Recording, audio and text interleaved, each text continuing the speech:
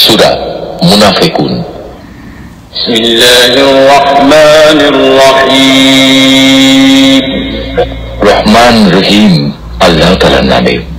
যখন মুনাফিকরা তোমার কাছে আসে তখন তারা বলে, হে মুহাম্মদ, আমরা সাক্ষ্য দিচ্ছি তুমি নিশ্চয়ই আল্লাহর রাসূল। হ্যাঁ, অবশ্যই আল্লাহ তাআলা জানেন তুমি অবশ্যই তার রাসূল। কিন্তু আল্লাহ তাআলা সাক্ষ্য দিচ্ছেন মুনাফিকরা হচ্ছে মিথ্যাবাদী।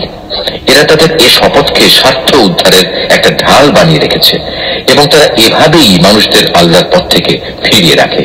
কত নিকৃষ্ট ধরনের কার্যকলাপ যা এরা করে যাচ্ছে। এটা এ কারণেই এরা ঈমান আনার পর কুফরি অবলম্বন করেছে, ফলে ওদের মনের উপর সিল মেরে দেয়া হয়েছে। ওরা আসলে কিছুই বুঝতে পারছে না। তুমি যখন তাদের দিকে তাকাবে তখন তাদের বাইরের দেহাবয়ব তোমাকে খুশি করে দেবে, আবার যখন তারা তোমার সাথে কথা বলবে তখন তুমি আগ্রহ ভরে তাদের কথা শুনবেও। কিন্তু তারা ও তাদের সেই দেহের উদাহরণ হচ্ছে যেমন দেয়ালে ঠেকানো কতিপয় নিষ্প্রাণ কাঠের টুকরো। শুধু তাই নয়, তারা এত ভীত সন্ত্রস্ত থাকে যে প্রতিটি বড় আওয়াজকেই তারা মনে করে তাদের উপর বুঝি এটা বড় বিপদ। এরাই হচ্ছে তোমাদের আসল দুশমন।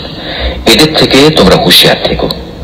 আল্লাহর মার তো তাদের জন্যই কোথায় কোথায় এদিক সেদিক এরা বিভ্রান্ত হয়ে ঘুরছে।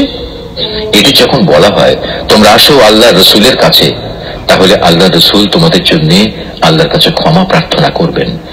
তখন এরা অবজ্ঞা ভরে মাথা ঘুরিয়ে নেয় এবং তুমি এও দেখতে পাবে তারা অহংকারের সাথে তোমাকে এড়িয়ে চলে।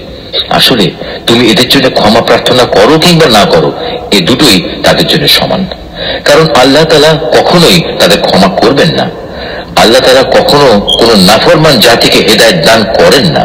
এরা হচ্ছে সেসব লোক যারা আনসারদের বলে, রসুলের মুহাজির সাথীদের জন্য তোমরা কোন রকম অর্থ ব্যয় করো না, তাহলে আর্থিক সংকটের কারণে এরা রসুলের কাছ থেকে সরে পড়বে। অথচ এরা জানে না আসমান সমূহ ও জমিনের সমুদায় ধন ভান্ডার তো আল্লাহ তাআলারই। কিন্তু মুনাফিকরা কিছুই বুঝতে পারে না। তারা বলে, আমরা মদিনায় ফিরে গেলে সেখানকার সবল দলটি মুসলমানদের দুর্বল দলটিকে সে শহর থেকে অবশ্যই বের করে দেবে। আসলে যাবতীয় শক্তি সম্মান তো আল্লাহ তাআলা, তার রসূল ও তার অনুসারী মুমিনদের জন্য। কিন্তু মুনাফিকরা এই কথাটা জানে না। হে ঈমানদার ব্যক্তিরা, তোমাদের ঐশ্বর্য ও সন্তানাদি যেন কখনো তোমাদের আল্লাহ স্মরণ থেকে উদাসীন না করে দেয়, কেননা যারা এই কাজ করবে তারা চরম ক্ষতিগ্রস্ত হবে।